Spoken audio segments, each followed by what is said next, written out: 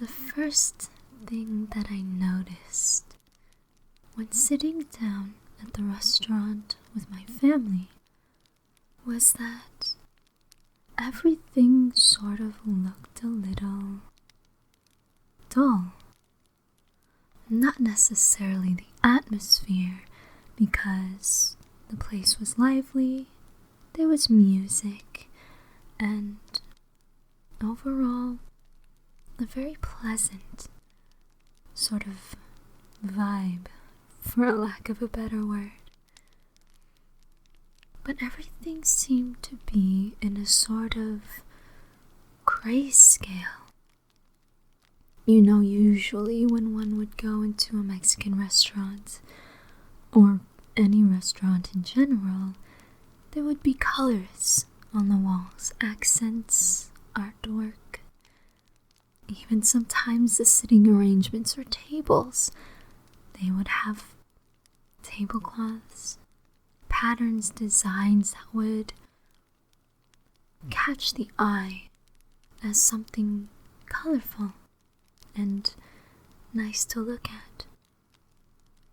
While there were mosaics, stained glass, artwork, and even flags hanging from the ceiling, all of the colors seemed to be muted in some ways, to where it almost seemed like everything had almost a black and white or grayscale effect to it. I did my best to ignore it for the time because I just thought it was a trick of the eye. I ordered my food, and while eating with my family, they asked where I had been. Obviously, there is no good way to tell them that I and some friends were being chased by large men, and then, my friends turned into piles of ash because of a little girl. I mean, how do you tell your family that kind of thing? So I opted for the simple story that I was out. I went out for a few days with some friends, and that was it. Fortunately, they did not ask for further details, and instead we talked about the new house that we had just purchased. It wasn't too far from where we were eating, and so instead of driving, my family had decided to just walk. I don't remember having seen this house before, but I was excited because they told me it was 3 stories.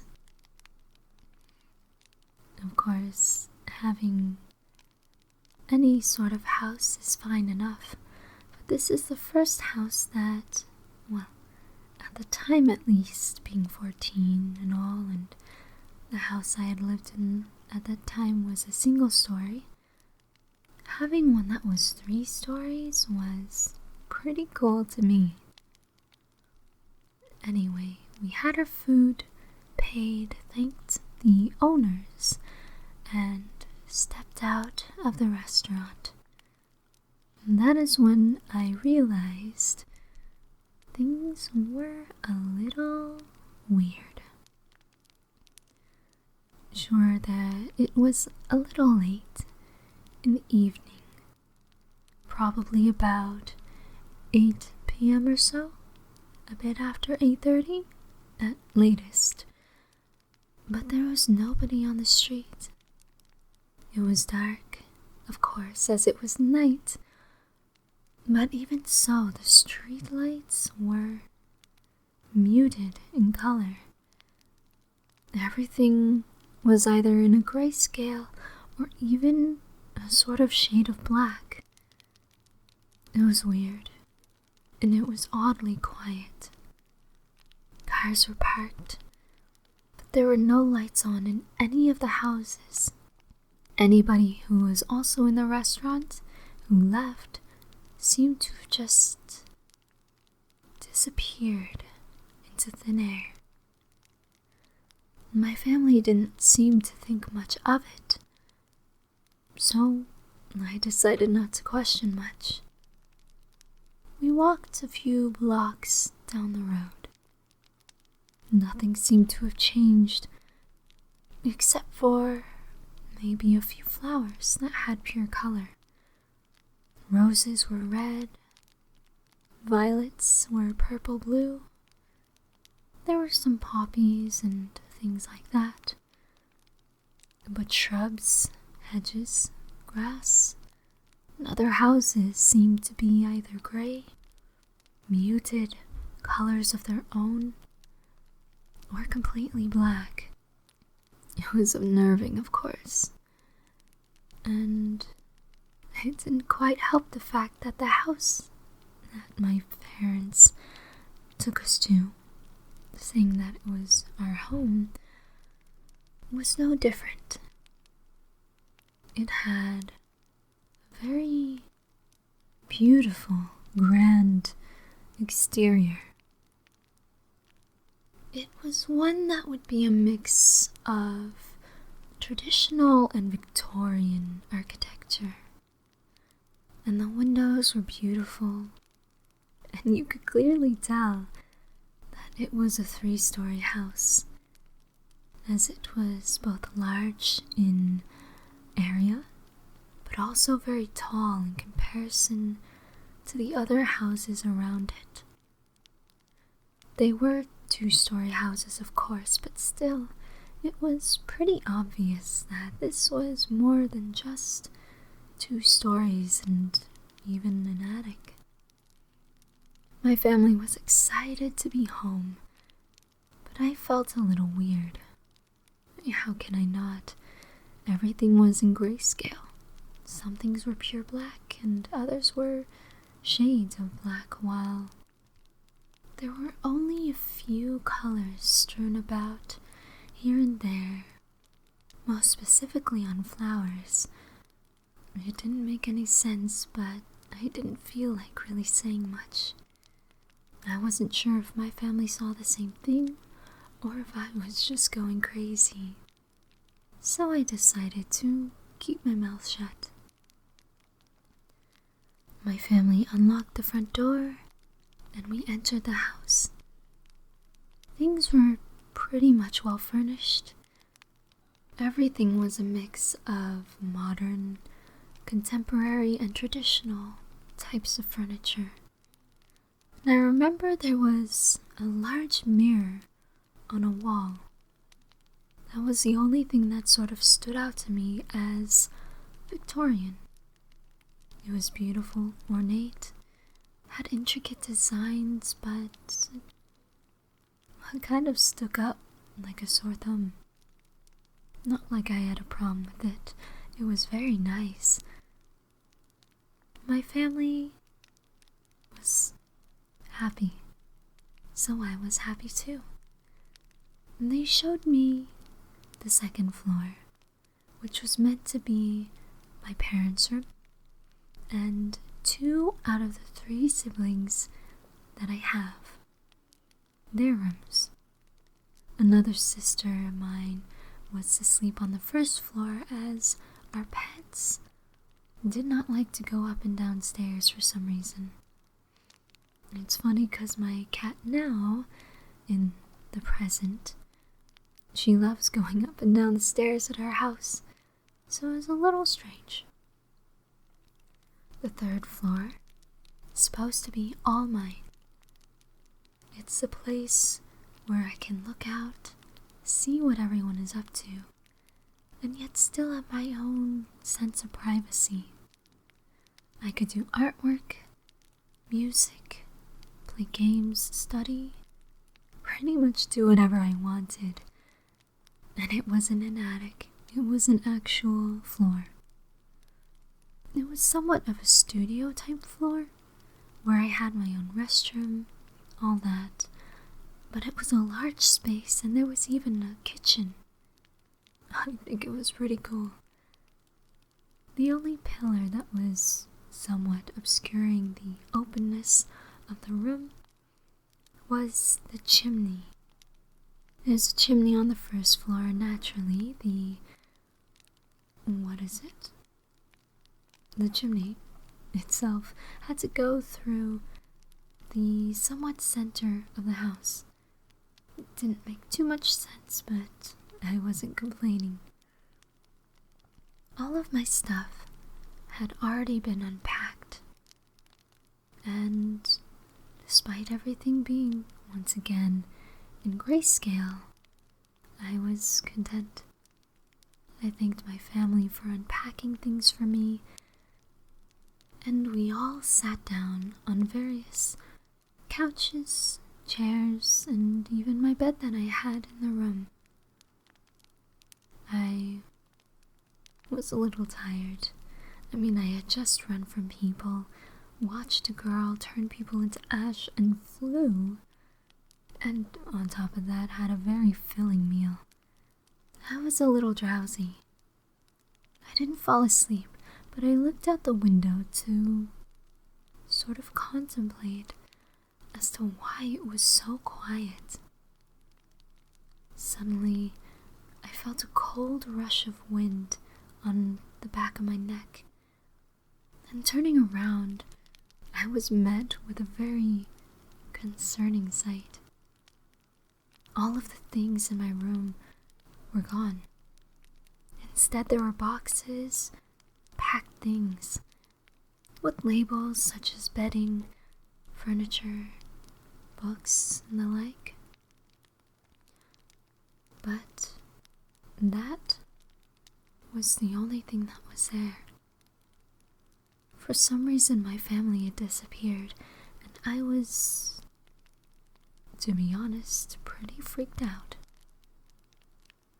I looked outside the window again, more panicked this time, trying to see if for some reason and somehow my family managed to sneak down the stairs and leave. But there was nothing. There were some faint noises, but they were too far away for me to make out what it was.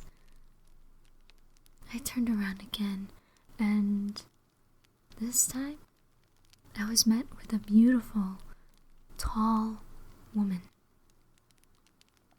She just seemed to appear out of nowhere, and she stood out amidst the blackness of the room, the entire area around us. Instead of being in grayscale, she was vibrant in color, wearing a beautiful white gown, and she had curly hair. I recognized her instantly somehow, and realized she was the girl that I had seen earlier. Of course, this time she's not a girl, but rather a woman, a tall woman, with a very kind expression on her face. I asked her why she had to scare me to death first, but she said that the door was locked. I didn't think much of it, and then I asked what is happening and where is my family. She told me that they were safe, and I would meet up with them again soon. It was a little strange for me, and of course I was very worried at this response.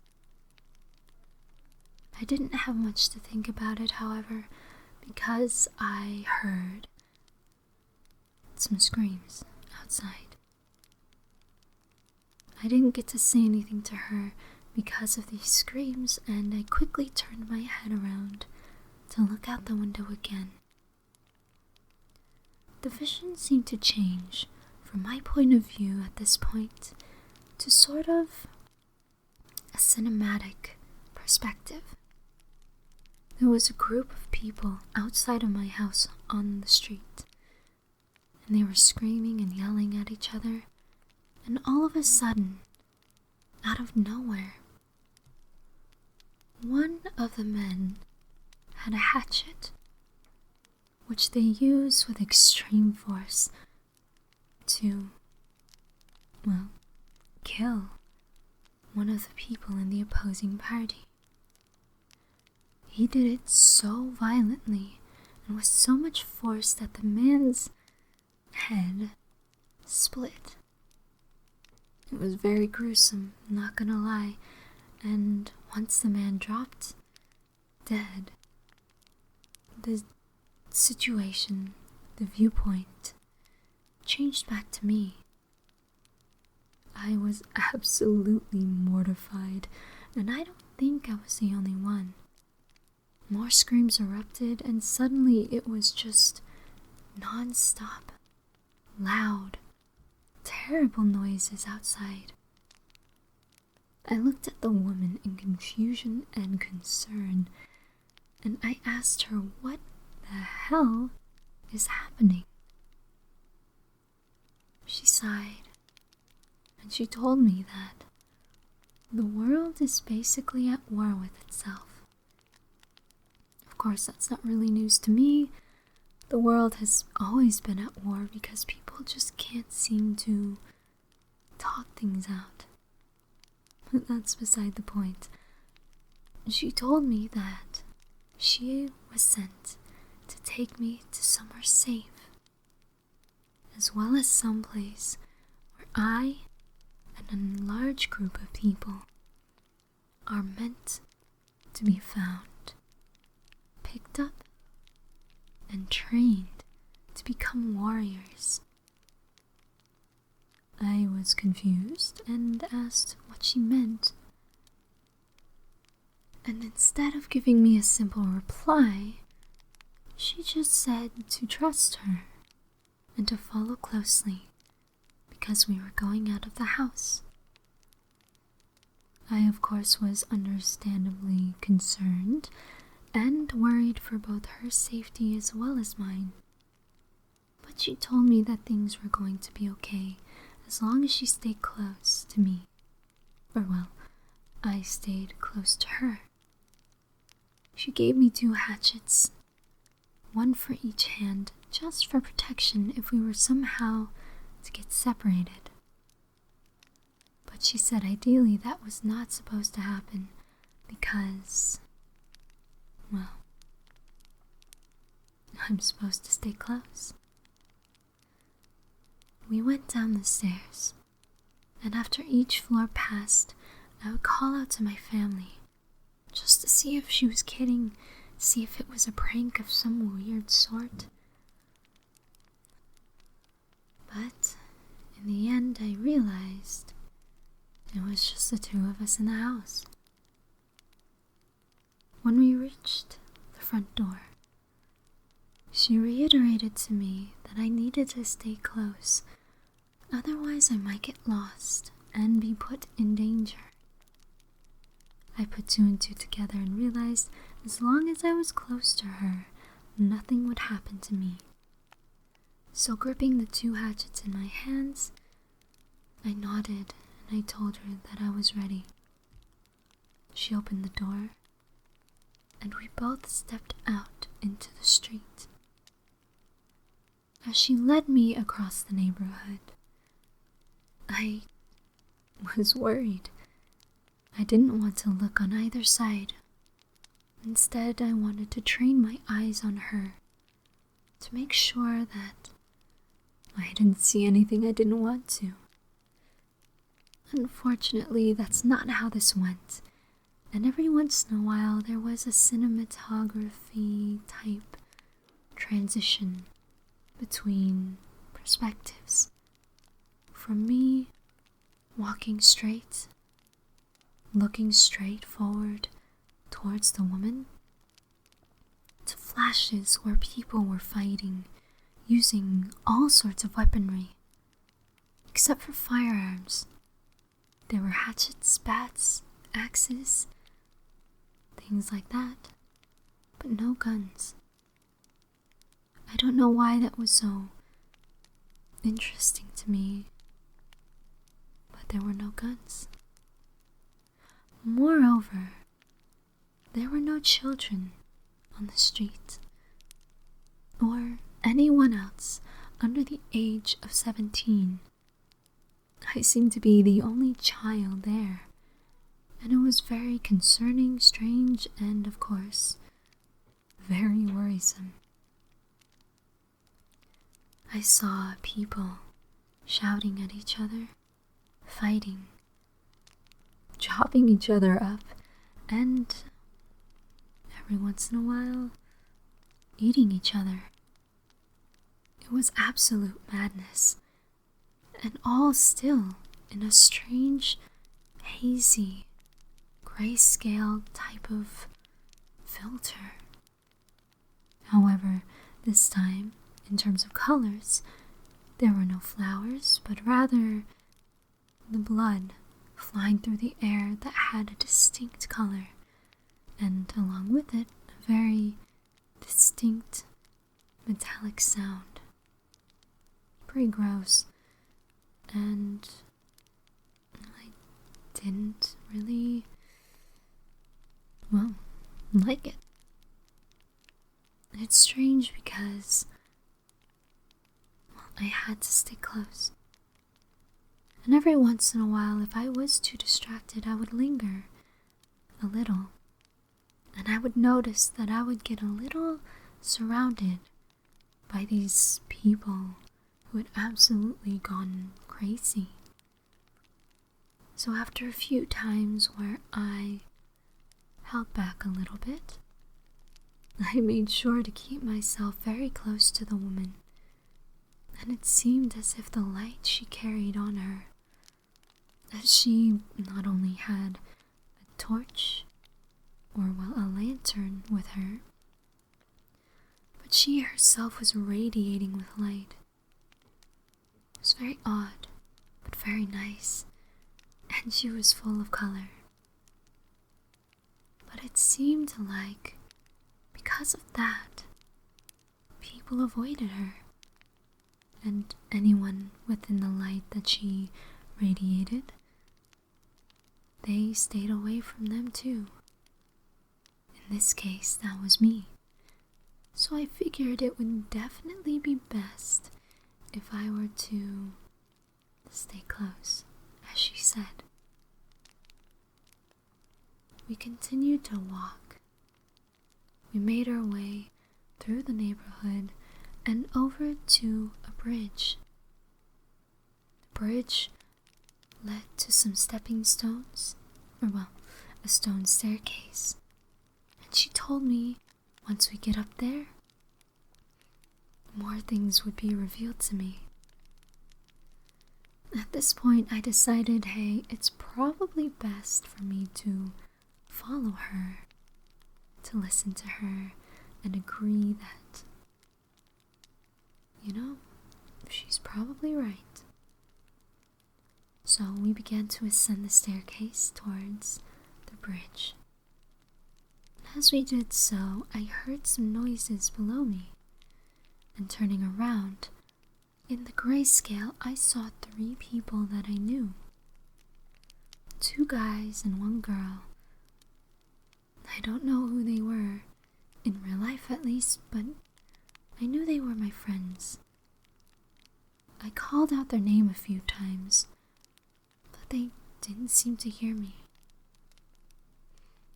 The woman told me that, they couldn't hear me because we were no longer interacting with that world.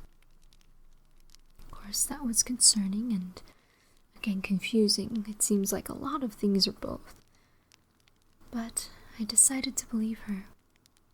And once they walked away, I believe after making some plan to make it to the other side of the town, and then the state, we continued onward. The lights seemed to dim a bit.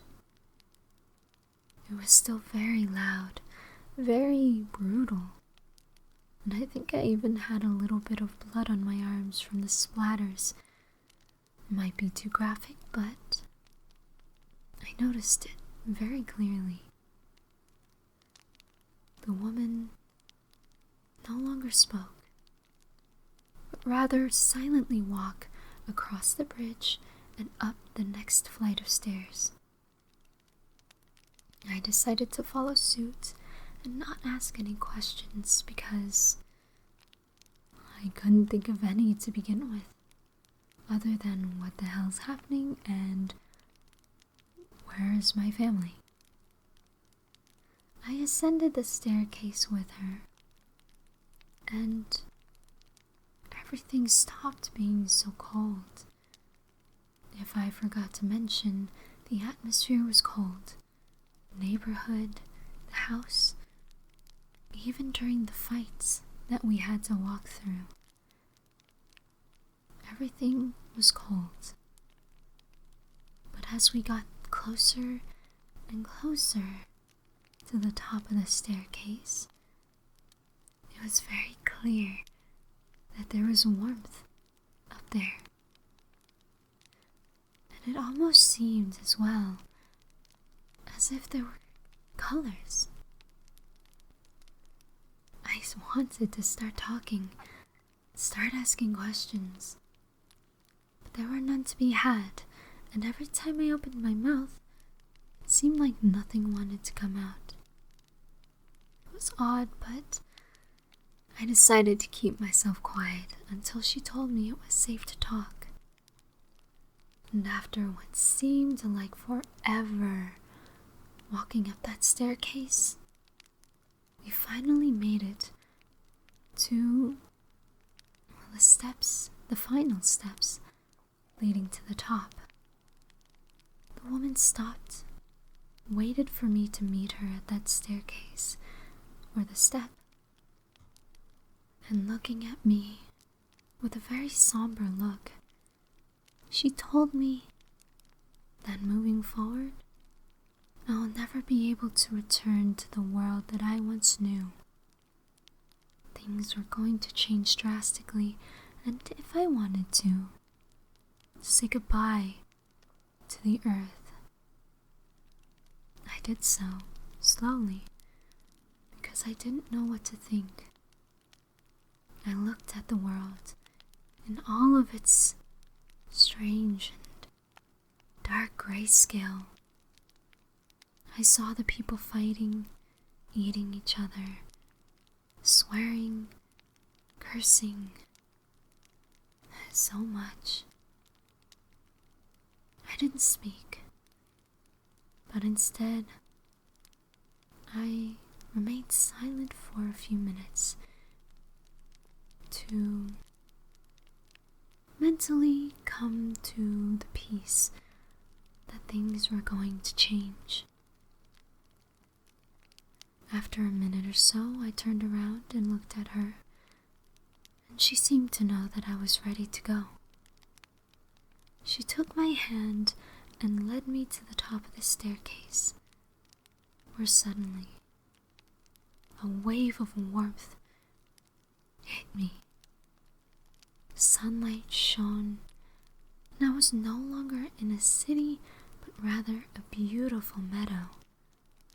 There were hills, there were trees, and there was sound. Sound outside of terrifying screams of pain and agony, but rather sounds of peace. Birds chirping, trees rustling against the wind. The sunlight itself even seemed to have a song, and everything was beautiful. It was such a contrast to what I had experienced. But clearly, I was not done. The woman seemed pleased that I had followed her instructions very well, and smiling at me, she said, "We're almost to your family. It's just a little further past this meadow." I said, "All right, let's go." She told me that it was a long journey, but if I truly wanted to, well, I could go on foot. In real life, I enjoy walking. I enjoy it very much. And in the dream, at 14, this was no exception. I told her I wanted to walk, and more specifically, I wanted to walk towards these two large slabs of what seemed like black marble that were on either side of this stone pathway that we were to follow to get to the other side of the meadow. I was intrigued because those slabs stood out like a sore thumb. It was beautiful, but there was no way for me to make out really why they were there. The woman seemed to know what I was thinking, and with a nod, she tells me, "Just stay on the path, my dear friend. You're safe here now. But still, try not to wander too far if you must wander at all. Go to the end of the meadow. I will follow behind, but I promise you, you will be safe here." I nod, and after a deep breath and turning around and realizing that what seemed to be a portal that took us from the grayscale world to this was gone, I took in a big breath and said, "Here goes nothing." And I took my first few steps into the new world and the new experience that I was about to encounter.